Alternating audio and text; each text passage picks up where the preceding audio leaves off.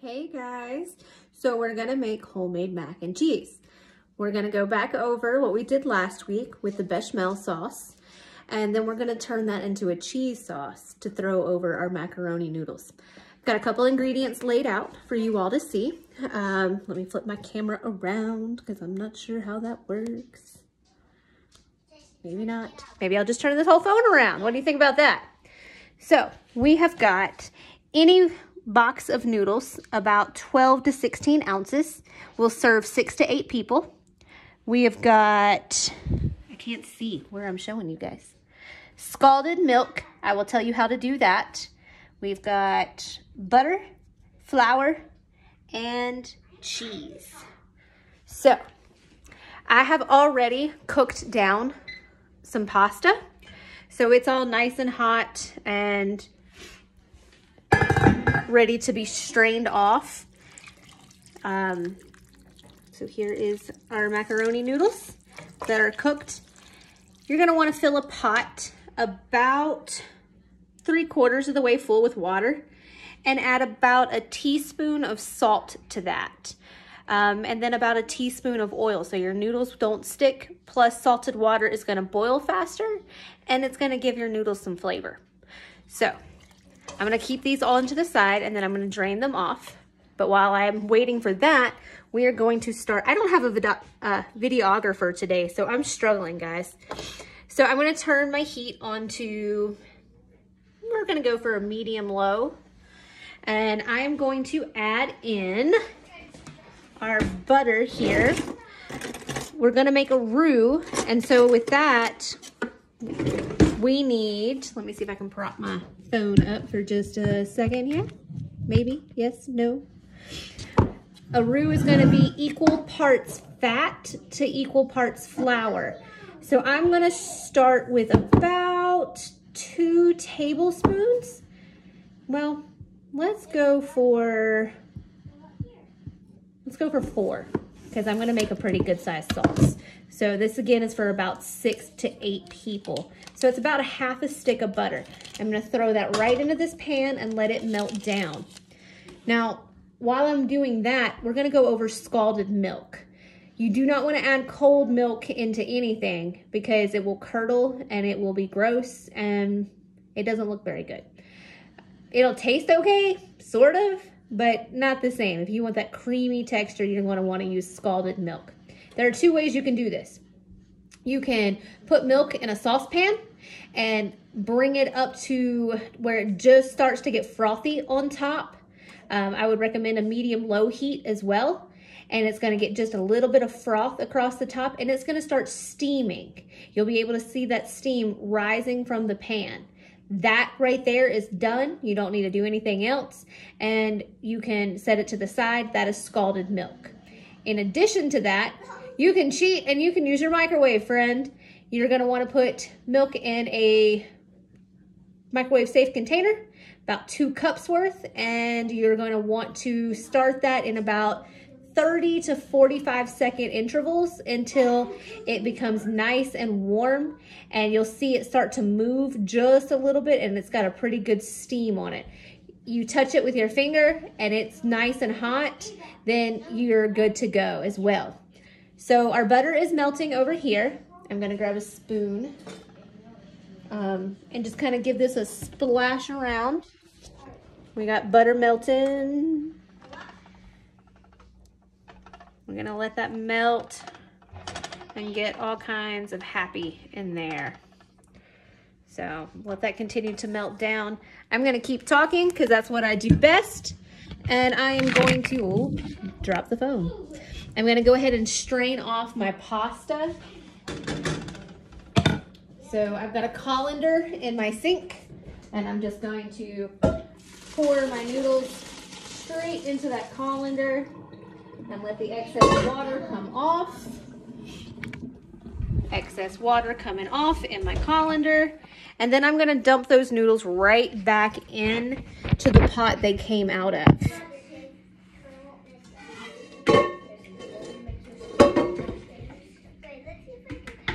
All right, big pot coming back through. I'm gonna keep my lid on my pot so it keeps that heat in. And you can use any noodle you want, guys. I used elbow noodles, but I've got bow tie sitting out here. You can use penne. You can use anything you want. Very flexible. All right, so our butter is getting nice and melty here. We're just about done to where we can add our flour into that to make that blonde, whitish roux that we want to do. All right. So I used 4 tablespoons of butter. So I'm going to use, I've got 4-ish tablespoons of butter or flour in this little cup. And what I'm going to do, and what you guys are going to do, is add it slowly until what happens is the flour soaks up all of that butter. So bear with me as I try to hold my phone to do this. So I'm trying to get to where you guys can see. And you're just going to kind of sprinkle that right on in there.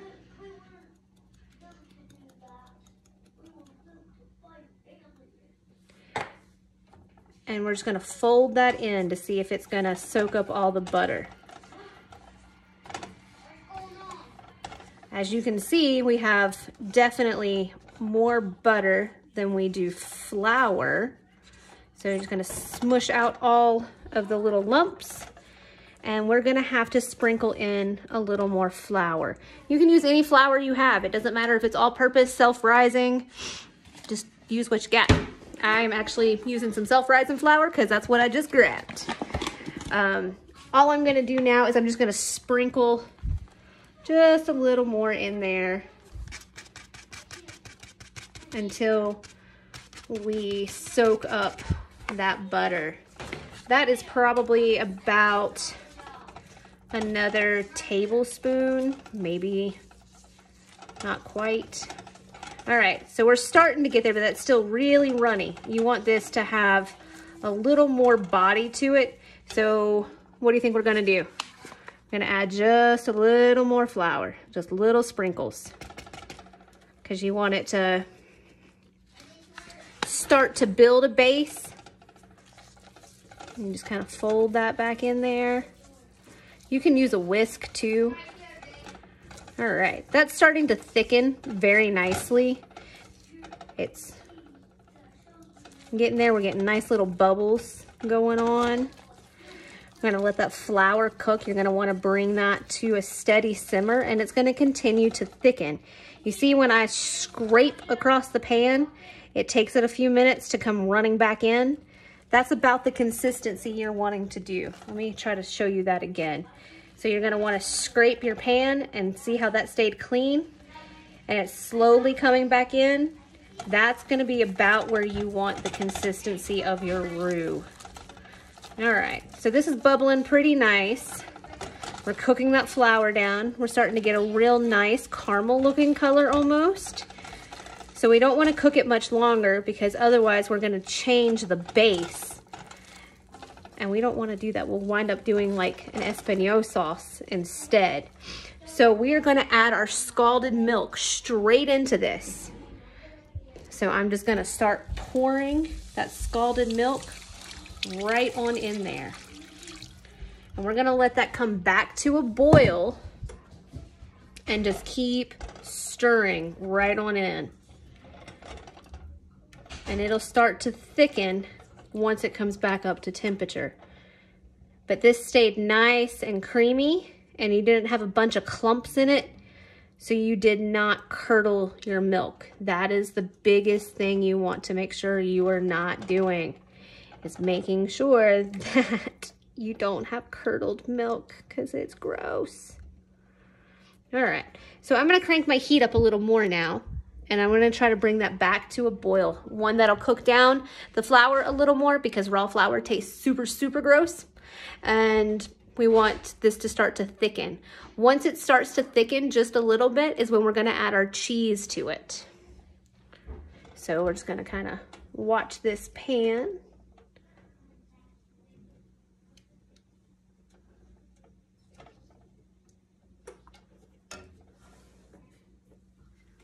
All right, so our noodles are in here.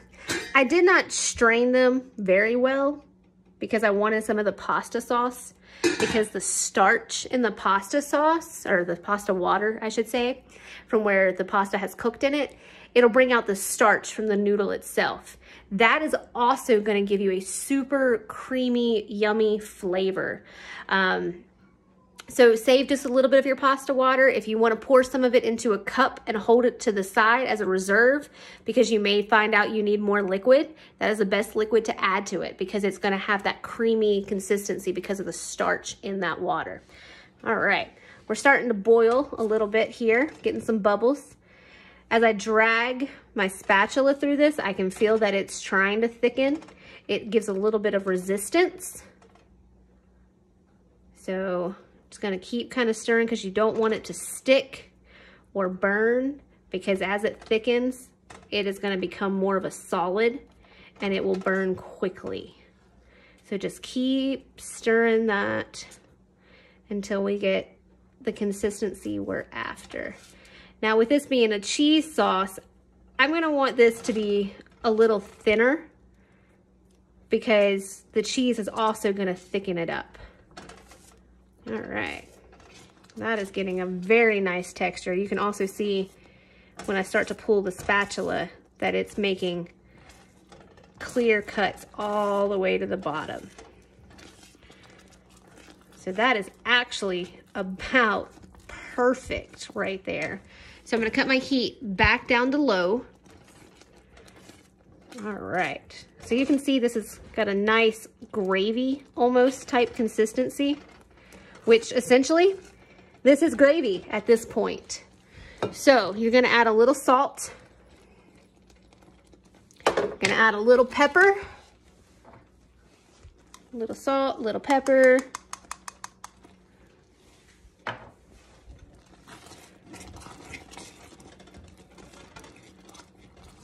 All right, and we're gonna add in 2 cups of cheese. So let me prop you up. We're gonna add our 2 cups of cheese to this and fold it in and let it melt. Just like so. So we're just gonna start folding that right on in there and let that cheese get super nice and melty.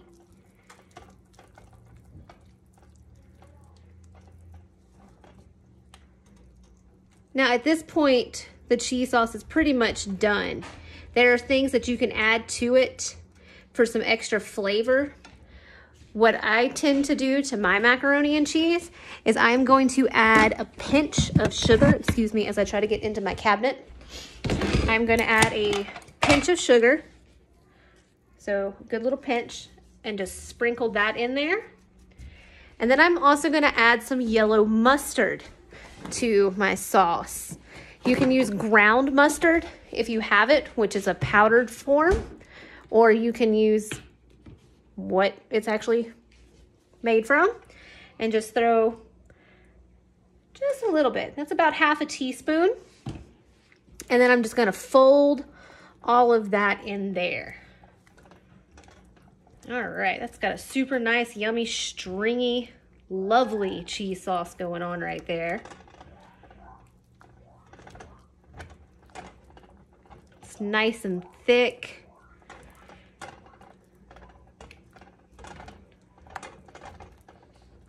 Now, at this point, you can add some pasta water to this to thin it down and make it a little more creamy. Or you can wait until you add it to the pasta to see how thick it's gonna be. I'm going to set my phone down, and we're going to pour this straight into this pot of our cooked noodles that have been drained. I'm just gonna scrape that right on in there. Mommy, what are you making for supper? Hang on, Bubby. All right. Oh, that smells so good, guys. I mean, it's cheese and butter. How could it be bad, right? All right, so now we have got our cheese sauce in our macaroni noodles, and we are just gonna start stirring that right on in there. I need 2 hands to stir this pot. So I'm just gonna fold that right on in.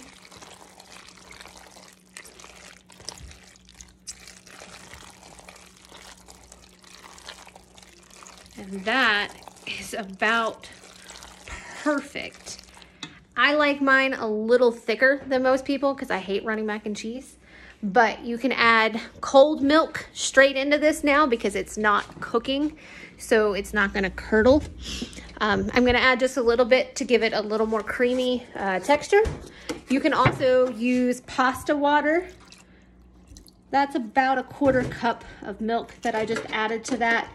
You can add a 1/4 cup of that pasta water or milk, whichever you prefer. And that's just gonna bring that back to another creamy consistency. All right, so that is mac and cheese.